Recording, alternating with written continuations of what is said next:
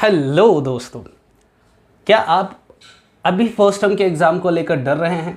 क्या आपको भी डिप्रेशन हो रहा है कि सर हमारे 2 दिन 4 दिन या 6 दिन के बाद एग्ज़ाम है और आपको भी लग रहा है कि सर हमने अभी पूरे टाइम तक तैयारी नहीं किया है और मेरे मार्क्स कम आएंगे या मुझे फेल होने का डर लग रहा है?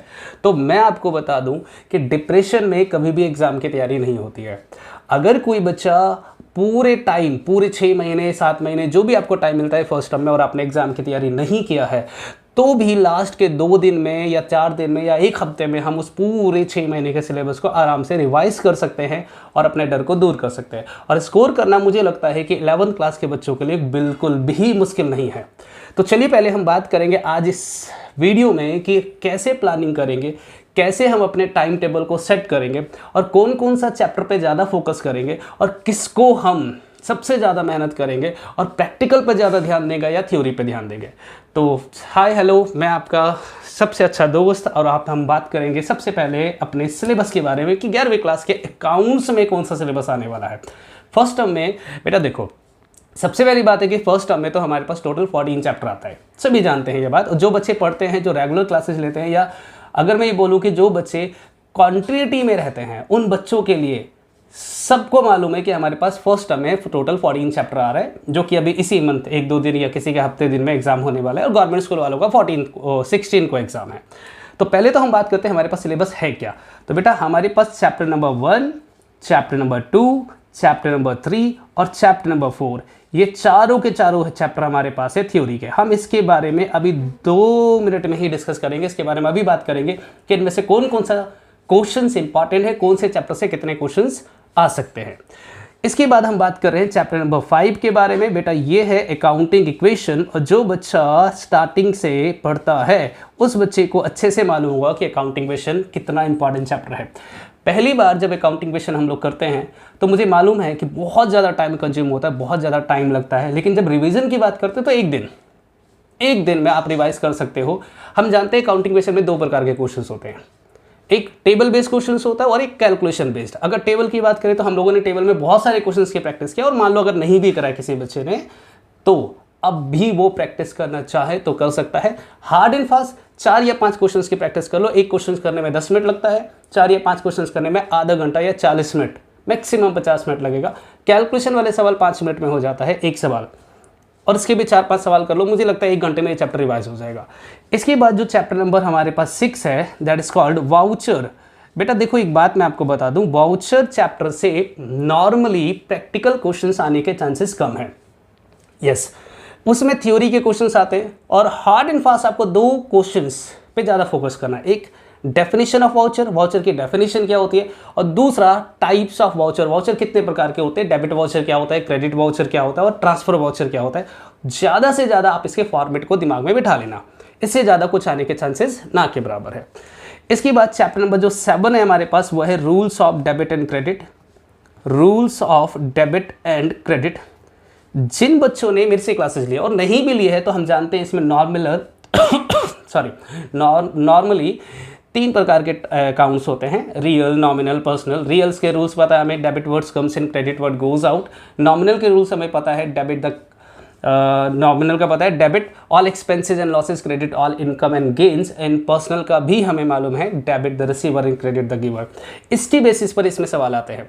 जो बच्चे मेरे से क्लासेस ले रहे थे उनको पता होगा कि इस चैप्टर में 4 टाइप्स के क्वेश्चन आते हैं। Classification of real, nominal, personal, classification of assets, liability, capital, revenue and income. तीसरा हमारे पास आता है कि अगर कोई आइटम, कोई असेट्स या लाइबिलिटी इंक्रीज या डिक्रीज होता है तो डेबिट या क्रेडिट करेंगे। और चौथा टाइप्स के क्वेश्चंस आते हैं टी शेप अकाउंट। ठीक है, इसके बाद हमारे पास आता है chapter number 8, that is journal.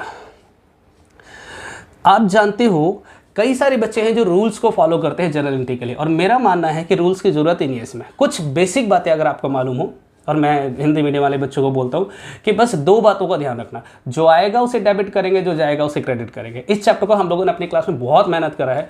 अगर आप 5-6 सवाल भी लास्ट टाइम पर प्रैक्टिस करते हो तो आपको कॉन्फिडेंस आ जाएगा। हाँ, मैं मानता हूँ इस चैप्टर में ना कॉन्फिडेंस की बहुत कमी होती है। लोगों को लगता है यार ये मेरे को समझ ही नहीं आ रहा है, बट बेसिकली ऐसा नहीं है।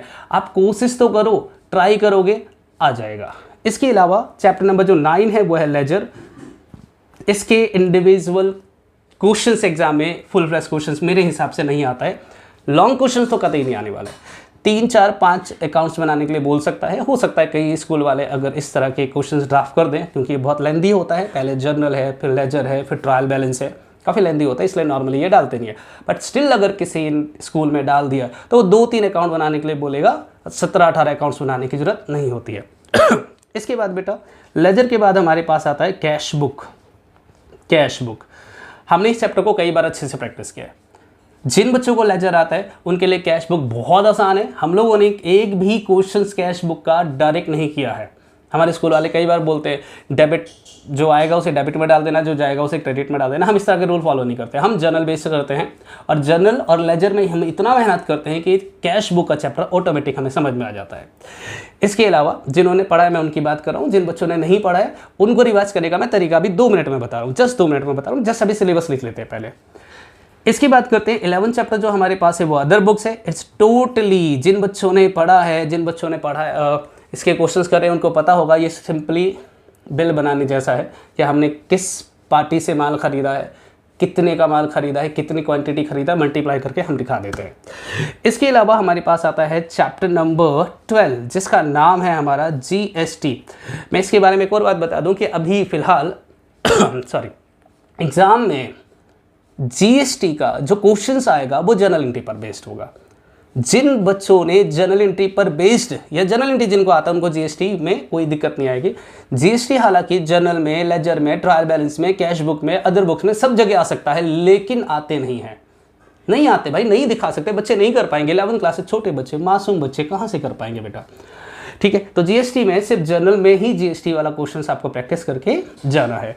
चैप्टर नंबर 13 है बेटा हमारे पास, ये है ट्रायल बैलेंस, या पहले BRS ले लेते हैं। चलिए पहले ट्रायल बैलेंस की बजाय BRS लेते हैं। BRS जो है ना, इसका कंसेप्ट आपको याद होगा, जिन्होंने वीडियो क्लासेस ली है या जिन्होंने क्लासेस ओवरऑल मेरे से लिया है उनको मालूम होगा कि इसमें मैंने एक ट्रिक बताया था। चाहे वो कैश बुक का बैलेंस हो, पासबुक का बैलेंस हो, overdraft balance of cash book हो या ओवरड्राफ्ट बैलेंस ऑफ पासबुक हो, ये सारे में अप्लाई हो जाता है। और नेक्स्ट है 14 that is called trial balance. दुनिया का सबसे आसान चैप्टर, इससे आसान कोई चैप्टर होता ही नहीं है। 5 मिनट का चैप्टर है बेटा, सिर्फ 5 मिनट का। मतलब आपको पूरे सिलेबस रिवाइज करने की जरूरत नहीं है। पूरे सिलेबस रिवाइज करने की आप क्या करो, कुछ सिलेक्टेड क्वेश्चंस कर लो। जो नालायक है मैं उनकी बात कर रहा हूँ, पढ़ने वाले बच्चे तो शुरू से पढ़ते हैं उसकी बात ही मत करो। जो नालायक बच्चे हैं उनको लगता है सर मेरे को बहुत डर लग रहा है, 2 दिन बाद एग्जाम है मेरे, कैसे प्रैक्टिस करूँ मैं, कैसे होगा, क्या होगा, समझ नहीं आ रहा है, मैं तो फेल हो जाऊंगा। देखो बेटा अकाउंट्स में कोई फेल ही नहीं होता है, सच्चाई ये है। अगर वो जरा सा भी ध्यान दे, 5% अपने आउटपुट के, आप सिर्फ 5% भी अगर आप अकाउंट्स को देते हो ना तो पास हो जाओगे, इसमें कोई दिक्कत नहीं। अकाउंट्स है ही बहुत आसान। आप सिर्फ क्या करके जाओ, अकाउंटिंग क्वेश्चन के 4-5 सवाल कर लो, वाउचर छोड़ दो आप, चलो rules of debit and credit भी छोड़ दो, कोई दिक्कत नहीं है। जनरल एंट्री के 4-5 सवाल कर जाओ, लेजर भी छोड़ दो, कैश बुक के 4-5 सवाल कर जाओ, अदर बुक्स के कर जाओ, BRS के कर जाओ, ट्रायल बैलेंस के कर जाओ। मतलब 1 2 3 4 5 6, इन 6 के 6 चैप्टर में से क्वेश्चंस आते हैं, और वो भी लॉन्ग क्वेश्चन, एटलीस्ट 4 मार्क्स का और 6 मार्क्स का। तो एटलीस्ट हम एवरेज 5 नंबर भी लेते हैं तो 6 5 या 30 तो वैसे ही आ गए ना आपके। फिर डरने की जरूरत क्या है। बाकी जो चैप्टर आप कंफ्यूज हो, तो कई सारे हमारे बच्चे जिनको सर वाउचर नहीं आता हमें, sir rules of debit credit नहीं आता है, सर हमें लेजर में दिक्कत आ रही है, सर GST बहुत मुश्किल लग रहा है। अरे मत करो ना यार, किसकी बात कर रहा हूँ मैं, उन बच्चों की जिन्होंने टाइम पर, पूरे टाइम पर क्लासेस नहीं लिए या जिन्होंने पढ़ाई नहीं करी है। सर 1 हफ्ते पहले हम कैसे तैयार करें, भैया ये 5-6 चैप्टर करके जाओ ना यार, मत करो ना सारे चैप्टर, थोड़ा थ्योरी पढ़ जाओ, बाकी ये 6 चैप्टर अच्छे से मेहनत कर जाओ।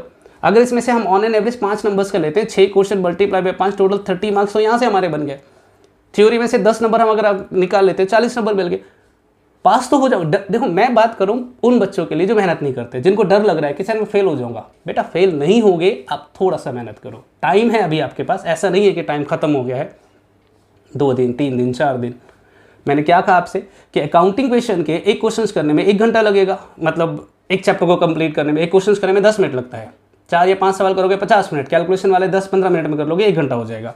जनरल एंट्री के क्वेश्चंस करने में 1 घंटा लग जाएगा, कैश बुक के क्वेश्चंस करने में 1 घंटा, अदर बुक्स में 1 घंटा लग जाएगा, BRS में हमारे पास 1 घंटा लग जाएगा, और ट्रायल बैलेंस तो मेरे ख्याल से आधे घंटे का भी चैप्टर नहीं है, तो मैक्सिमम 1 2 3 4 5 6 साढ़े छः घंटे में आपके सारे के सारे चैप्टर कंप्लीट हो जाएंगे।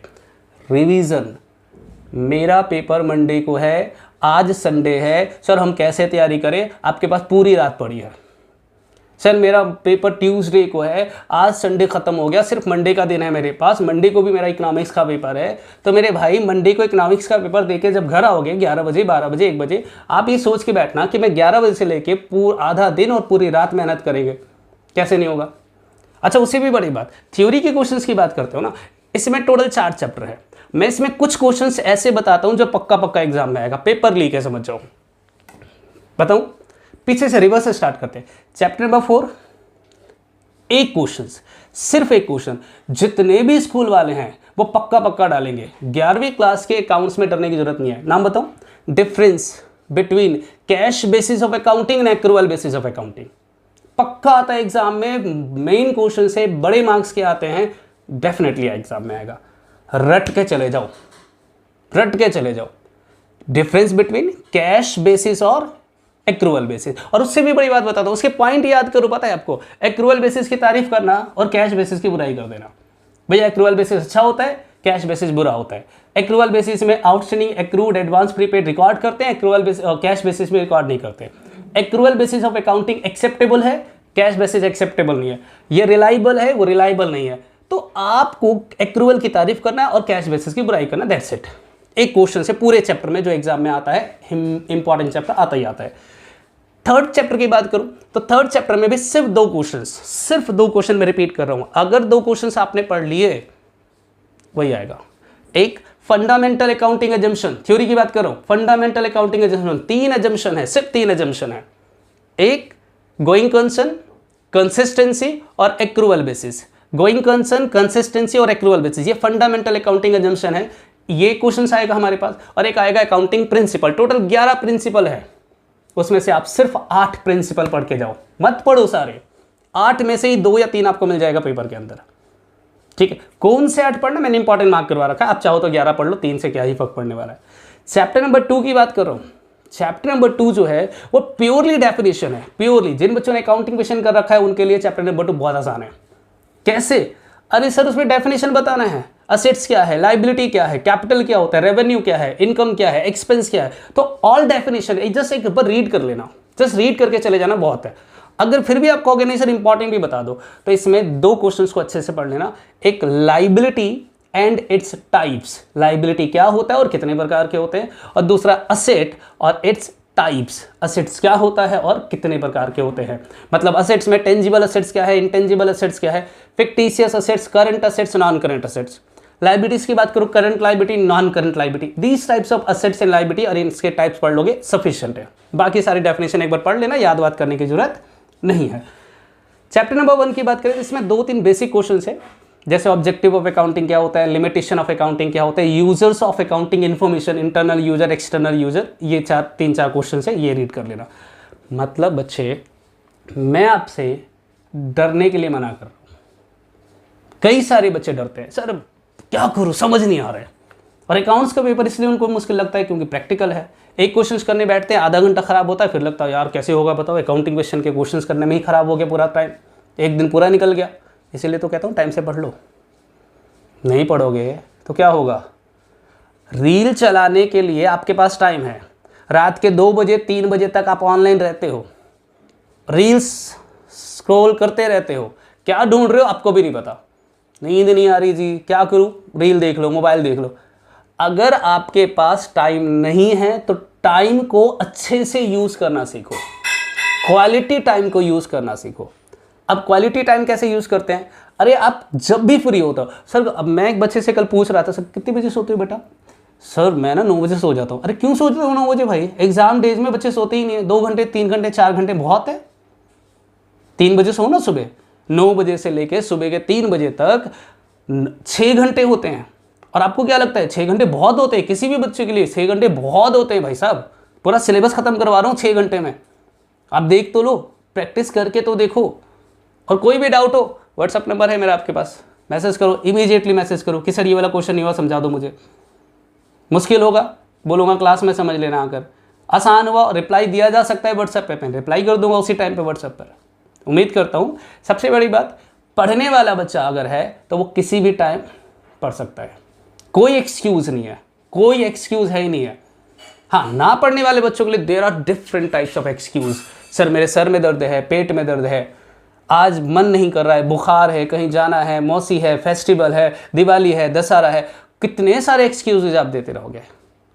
आई होप सो कि आपको ये 10, 12, 15 मिनट का वीडियोस ये बताने में आसान है कि आप स्टेप बाय स्टेप करो ना बेटा, स्टार्ट तो करो एटलीस्ट। अकाउंटिंग क्वेश्चन के क्वेश्चन करके बैठ, आज आप टेबल पे बैठ जाओ और दिमाग में यह बिठा लो कि ये चैप्टर के मैं जब तक 5 क्वेश्चंस नहीं करूंगा अपने चेयर से, अपने टेबल से उठूंगा नहीं, चाहे कुछ भी हो जाए, भूख लगा हो, कहीं और जाना हो, XYZ, कहीं जाना ही उठना ही नहीं रूम से, भैया ये चैप्टर खत्म करके उठूंगा। रात में जब पढ़ने बैठते हो तो ये सोच के बैठो कि जब तक ये 2 चैप्टर मेरे खत्म नहीं होंगे मैं सोऊंगा नहीं, चाहे कुछ भी हो जाए। मोबाइल नहीं उठाऊंगा। अच्छा, एक और बात मोबाइल से याद आया मुझे, जो बच्चे मोबाइल देखते हुए पढ़ते हैं ना बेटा, कभी पास नहीं हो गया।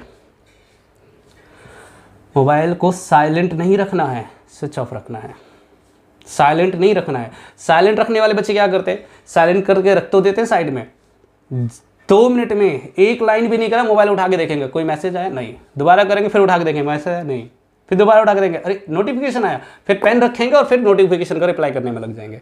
ये गलती मत करना। आई होप मुझे मेरी ये बात समझ आया होगा।